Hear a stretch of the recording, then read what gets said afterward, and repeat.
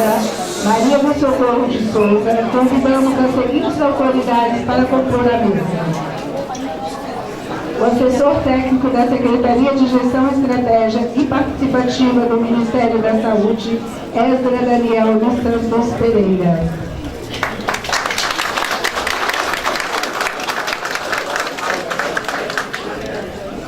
A senhora presidente do Conselho Nacional de Saúde, Maria do Socorro de Souza.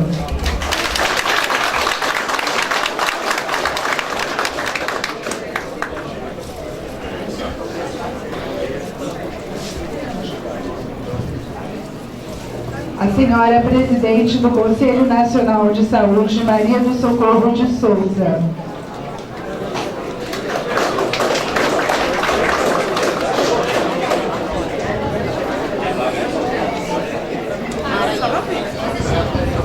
O senhor presidente estadual substituto Osman de Oliveira Lira.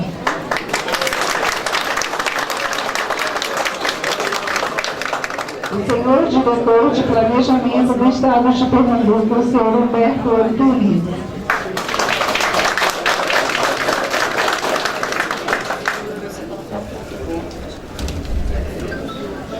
O senhor coordenador da Conferência Livre de Saúde, João Henrique Cavalcante Rangel.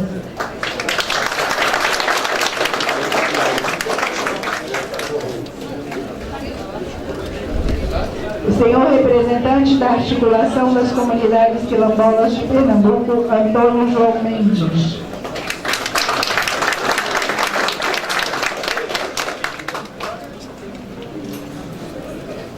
O senhor gerente-geral de Planejamento e Orçamento da Secretaria de Saúde de Recife, senhor Paulo Roberto.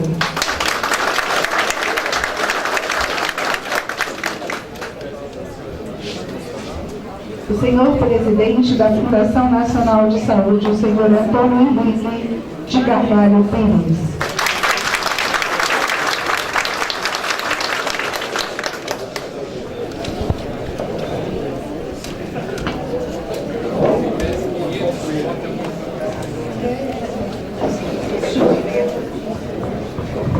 Neste momento, ouviremos em silêncio o hino nacional. Margens plácidas de um povo heróico, brado retumbante, e o sol da liberdade em raios fúlgidos brilhou no céu da pátria nesse instante.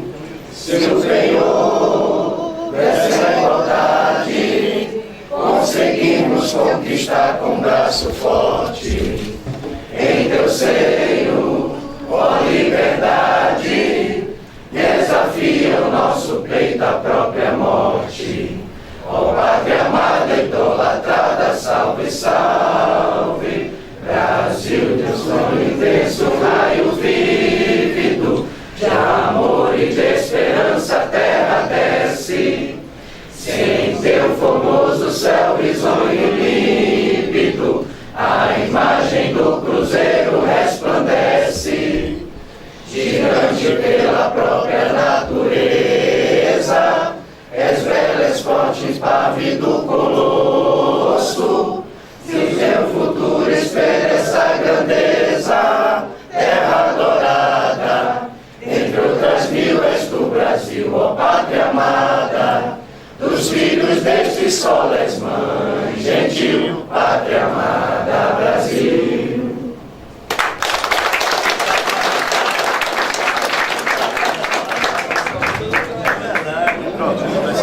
Pedimos a palavra do senhor João Henrique Cavalcante Rangel.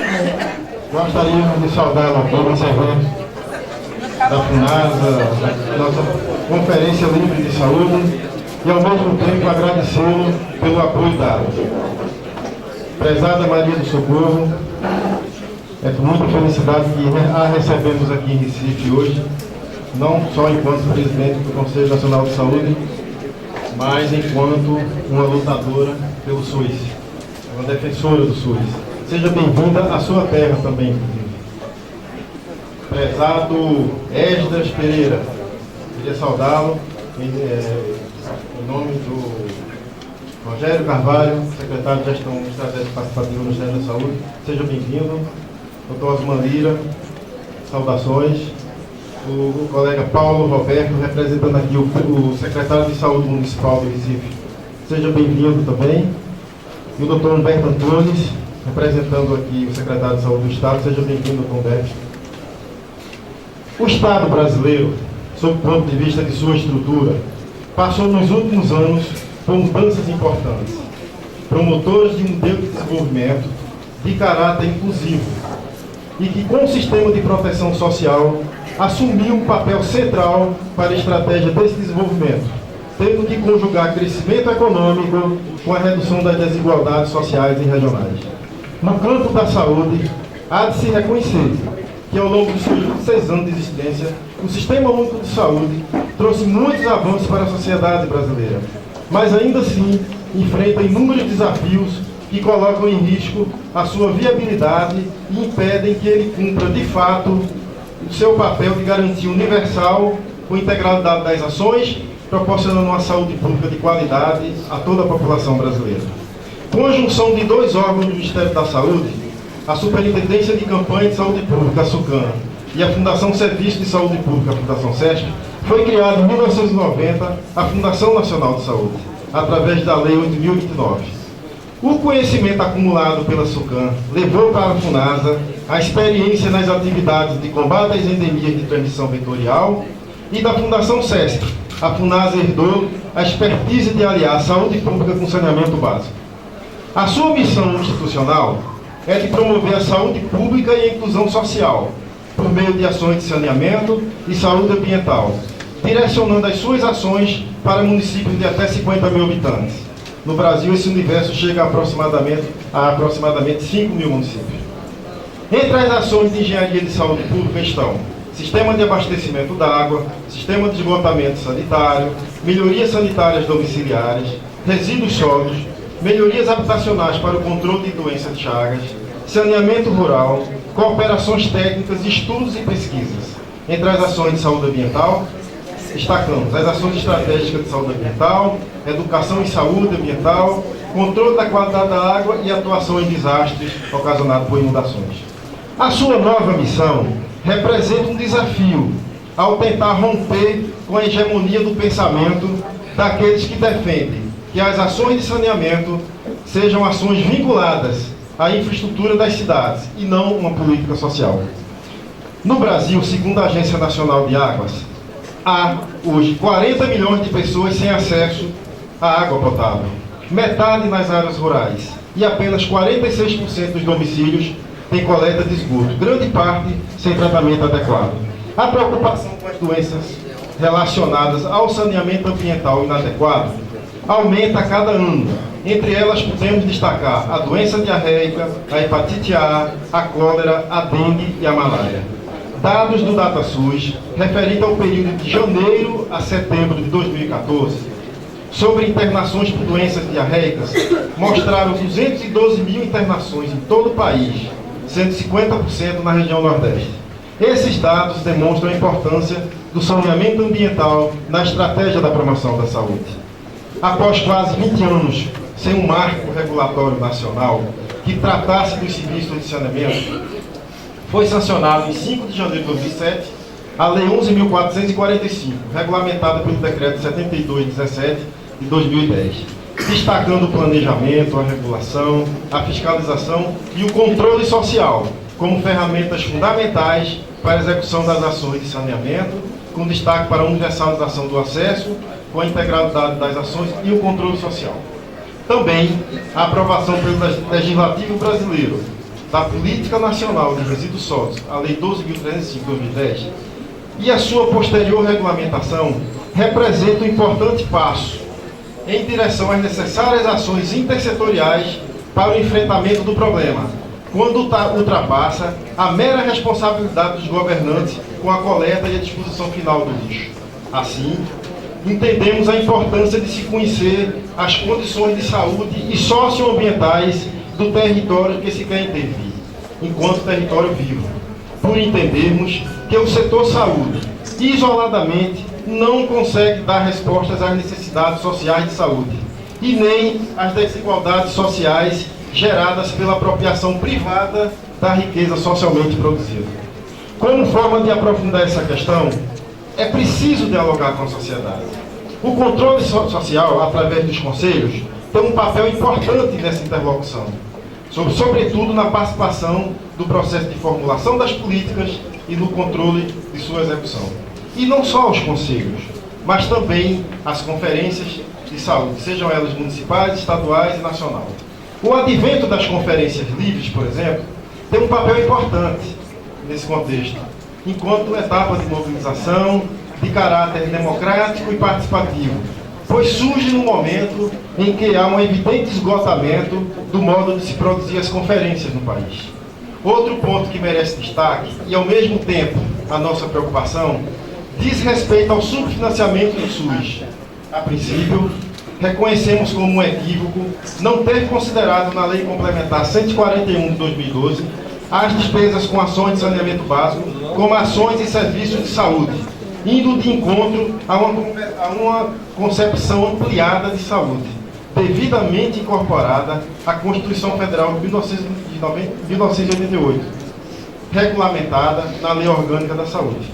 Igualmente preocupante o fato de, em fevereiro último, a Câmara dos Deputados ter aprovado a PEC 358 de 2013, do orçamento positivo, contrariando a proposta do Movimento Saúde Mais 10, que destina a aplicação de 10% da receita corrente bruta da União em ações de saúde. Para debater essas questões, estamos aqui em Recife. Metade roubada ao mar, metade em imaginação.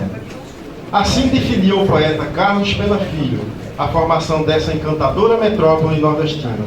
Cidade das águas, do sol, de rios e pontes. Do poeta Manuel Bandeira a Joaquim Cardoso. De Antônio Maria a João Cabral de Melo Neto. Dos ideais libertários da nação brasileira, da Guerra dos Mascates, da Revolução Praeira, de pensadores sociais, entre eles Josué de Castro, com a sua Geografia da Fome, e Paulo Freire, com a Pedagogia do Oprimido. De sua multiculturalidade, que como uma ciranda une todos os ritmos, credos, raças e classes sociais. É com essa inspiração que queremos debater a FUNASA, formular propostas que garantam o seu fortalecimento enquanto instituição pertencente ao Sistema Único de Saúde e discutir dentro do SUS a FUNASA que queremos. Essa é a nossa agenda. Muito obrigado.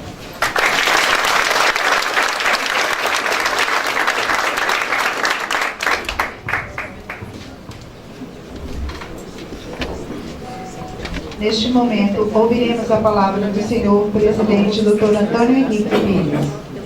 Bom dia a todos, a todas. Bom dia, pessoal. Bom dia! O café desse hotel do outro está fraco, viu? Eu queria agradecer a presença de todos, de todas aqui. É muito importante para a FUNASA, muito importante para o Ministério da Saúde, este evento, este debate, essa discussão. A redução orçamentária nos fez liberar menos de recursos do que o nosso querido João Henrique queria, por isso que nós estamos um pouco apertados aqui. Mas é bom porque a gente fica bem próximo um do outro. Nesse Recife, onde eu nasci, estudei, me formei, eu fui morar no Piauí em 98, então tem uma relação muito forte aqui, até com minha terra. Fico feliz, muito feliz mesmo, de como presidente da FUNASA, poder estar participando desta conferência, que há muito não tinha, né? Que nunca houve na FUNASA esse debate. Eu espero que seja a primeira e que não haja a descontinuidade. Tenho certeza absoluta que os servidores e servidoras desta casa não permitirão que o retrocesso aconteça. E não posso começar a falar aqui sem agradecer da minha diretoria, doutor Barroso, doutor Rui, doutor Vitor, o nosso auditor Machão, cadê o Machão? Está ali, a nossa doutora Ana Salete, nosso chefe de gabinete, Geraldo Melo. Eu queria saudar todos as servidoras, na pessoa da minha amiga Danda, lá da Piauí, que é chefe do Serviço de Saúde Ambiental. Mais uma vez, os superintendentes, o doutor Evaldo Sirigo, ele está aqui, é novel, mas tenho certeza absoluta que será um grande parceiro de todos os superintendentes. Queria agradecer a organização do evento, mais uma vez aqui, no nosso querido João Henrique, que foi, Maria do Socorro, foi o mentor intelectual e está sendo aquele organizador mó aqui da nossa conferência. Queria saudar o Paulo Roberto, o João Antônio Mendes ainda está aqui, não? Uma concentração de renda violentíssima, né, que prejudica, sem sombra de dúvida, aqueles que não tiveram as mesmas oportunidades. E aqui eu digo, nesse país, estou lhe dizendo com conhecimento de causa, nesse país, faz pouco tempo que filho de agricultor, filho de sindicalista, filho de muitos servidores públicos, seja municipal, estadual ou federal, principalmente aqueles mais humildes, né? Principalmente aqueles do interior, passaram a ter a oportunidade de se formar numa escola técnica de qualidade. Eu cito o Piauí, eram 3, hoje são 16 escolas técnicas federais espalhadas em todo o Piauí, que agora são os institutos federais. No Maranhão eram 6, são quase... Quem é que é do Maranhão aqui? Quantos são hoje, Mochel? Quantos IFMA são lá? Pede-se a conta. No Rio Grande do Norte, eu acho que são 12 já. As universidades federais cresceram. Tivemos condições de fazer concurso público à época, que estava parado há muito tempo a questão do concurso público. A gente tem que ter a capacidade, principalmente a gente que faz gestão pública, nós temos que ter capacidade de ter uma boa memória, tá? Porque os ganhos, os avanços que nós tivemos, eu estou pronto para debate com qualquer um que quiser me chamar em qualquer instância para debater os avanços que nós tivemos nos últimos anos, fazer um comparativo e ver se a qualidade da vida do povo brasileiro, principalmente dos mais humildes, não teve um avanço violento. Falta muito a ser feito, mas estamos trabalhando com afinco, com seriedade, para que todos esses ganhos sociais sejam mantidos e sejam, com as bênçãos de Deus, sejam aumentados. Então, encerro essas palavras aqui, pedindo que tenha uma ótima conferência livre, pedindo que a gente, com a ajuda da Socorro, do João, de todos aqui que compõem a mesa, doutor Geraldo, que a gente saia com proposições, que a gente saia com bandeiras do fortalecimento da FUNASA, do fortalecimento do saneamento enquanto da saúde, do fortalecimento de todas as ações que sejam fundamentais e estejam ao nosso alcance para a melhoria de qualidade de vida do povo brasileiro.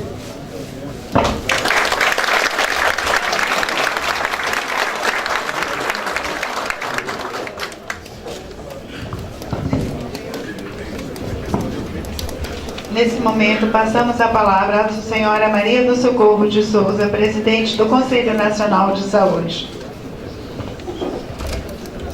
Bom dia.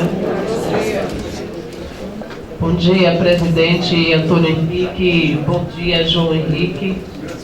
Bom dia a todos os membros da mesa.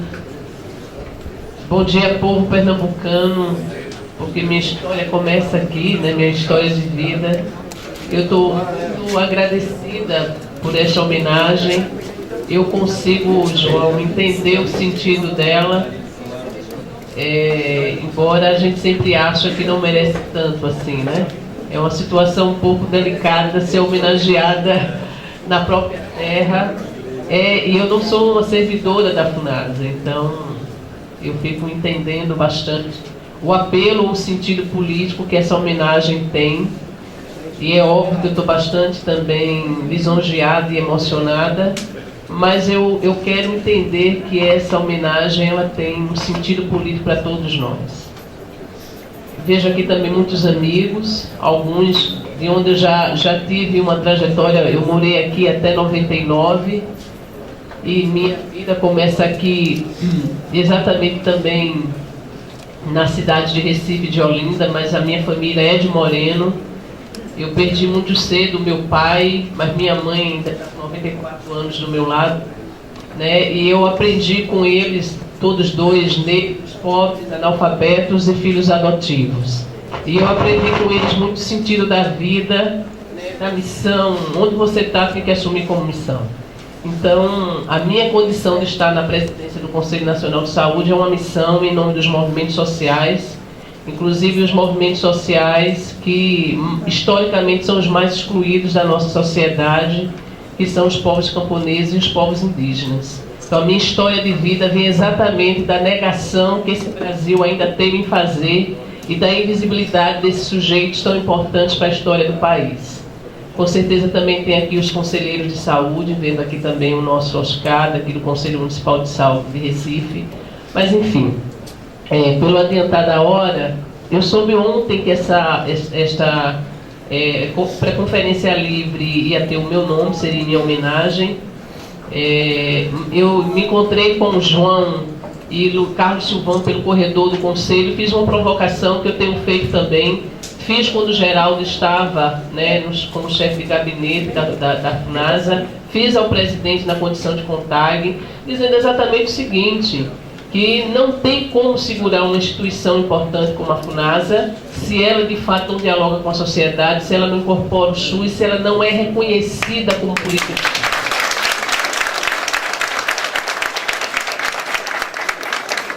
Saneamento é uma política pública, é uma política social e ela só se legitima se tiver efetivamente participação. E a participação ela é política e não necessariamente partidária. Então, eu acho que tem uma tarefa enorme para uma instituição que tem mais de 100 anos, né, e que ainda não tem um reconhecimento do seu lugar neste país, que ainda tem uma carência enorme e uma desigualdade enorme de saneamento. Então, tem muita coisa que precisa efetivamente ser discutida, e acho que uma conferência livre, ela tem esse potencial porque ela é livre. Não é? E a gente fica muito feliz, João, pelo que o Conselho Nacional de Saúde, a 15ª Conferência Nacional de Saúde, tem proporcionado de espaços, de iniciativas, de debates, que nem sempre comportam a agenda do controle social, ou que nem sempre também está, né, na agenda da sociedade. Então, tem uma conferência livre, organizada pelos servidores, e organizada, né, de forma bastante desvinculada de certas amarras, é extremamente importante para politizar o debate. Pena que é um dia, mas eu acho que essa iniciativa tem que ser muito valorizada por todos. Eu quero colocar ainda, né, de que a gente, a 15ª conferência sempre tem uma expectativa muito alta, exatamente por ser a CONTAG, por ser usuária, por ser um movimento social de origem camponesa e de estar na presidência do Conselho Nacional. E a gente assumiu a tarefa de fazer da 15ª não um evento, não meramente uma agenda, é um preço muito alto para nós. Nós temos muitas formas de luta nesse país. A CONTAG acabou de fazer uma marcha das Margaridas, colocou mais de 50 mil mulheres, né, no asfalto de Brasília, dialogou com vários ministérios, articulou forças políticas com vários outros atores, mas a gente não pode, em detrimento de outras formas de participação, negligenciar ou secundarizar os espaços de controle social, de controle público. O Brasil ainda é um país que desvia muito a finalidade dos serviços públicos, desvia muito a finalidade do orçamento e do financiamento público, desvia muito a finalidade e as missões institucionais. Então, conferência, ela tem um sentido político indiscutível e não substitui, não concorre com outras formas de participação. Não é? E exatamente também no momento, e aí a gente colocou a conferência exatamente com essa dimensão política, de mobilizar diversos outros segmentos da sociedade, de dialogar com outros segmentos da sociedade, de incidir mais nos planos de saúde. Nós estamos no momento em que os governos foram eleitos e estão fazendo os seus planejamentos e seus planos de atuação para os próximos 4 anos.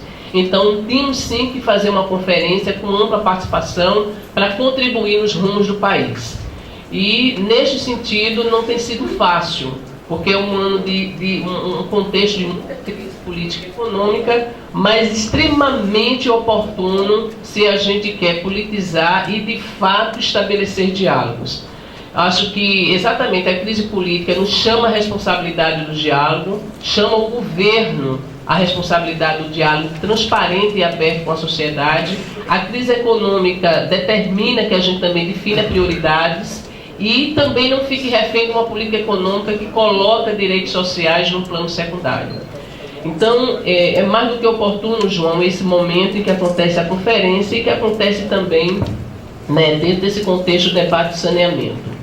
Eu queria ainda colocar que eu acho que a gente tem que fazer a crítica reconhecendo os avanços. Se a gente não reconhecer os avanços, a gente dá margem a uma desconstrução do SUS, e a gente já tem muitos inimigos ou muitos concorrentes que não apostam no sistema universal de saúde. Então nós temos que fazer a crítica reconhecendo os avanços, afirmando os avanços. E aí eu concordo também com o presidente da FUNASA, que quando a gente compara o Brasil com outros países, mesmo sendo um país capitalista, nós fazemos saúde pública melhor do que em outros países, sem sombra de dúvida. Nós fazemos muita coisa melhor, né? Mesmo sendo uma política social num país capitalista que sempre tem enfrentado problemas de financiamento, de coordenação, de gestão, etc, etc. Mas a gente tem que fazer a crítica. Por quê?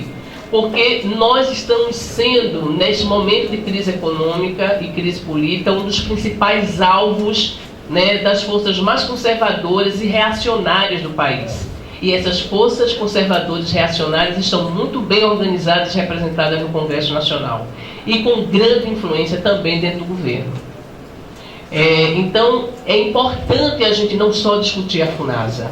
A FUNASA é uma política que integra o SUS, e o SUS é uma política na perspectiva de política de Estado.